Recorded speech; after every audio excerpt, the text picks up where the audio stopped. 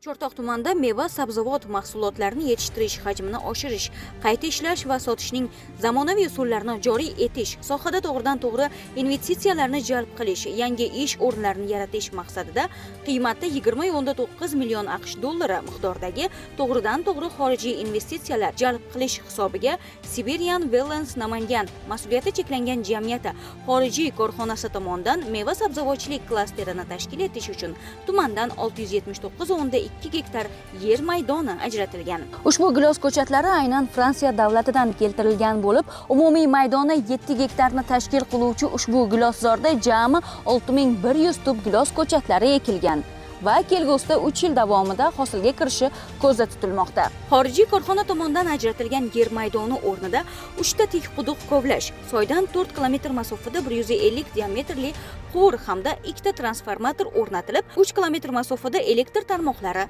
tortilgan. Shuningdek, 100 gektarlik maydonda yer tayyorlash ishlari olib borilgan. Intensiv bog'ning 3 gektarlik maydoniga aynan topinambur, ya'ni yer noka o'simligi ekilgan bo'lib, bu o'simlik qandli diabet kasalligiga davo hisoblanadi. Bundan tashqari mazkur yer maydonlarida tomchilatib sug'orishni tashkil etish ko'zda tutilgan. Hozirgi kunda 100 gektarlik maydonda mevali bog' tashkil etish ishlari olib borilmoqda.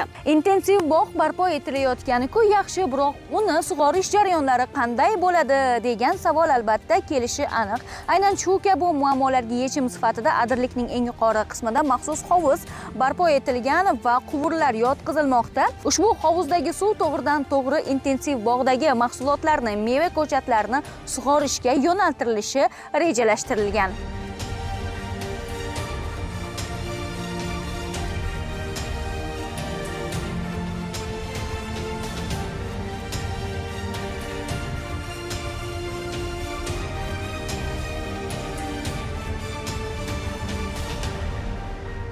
Aslida Chortoq tumanida bu kabi investitsiya dasturi asosidagi loyihalarning sanog'i ko'p.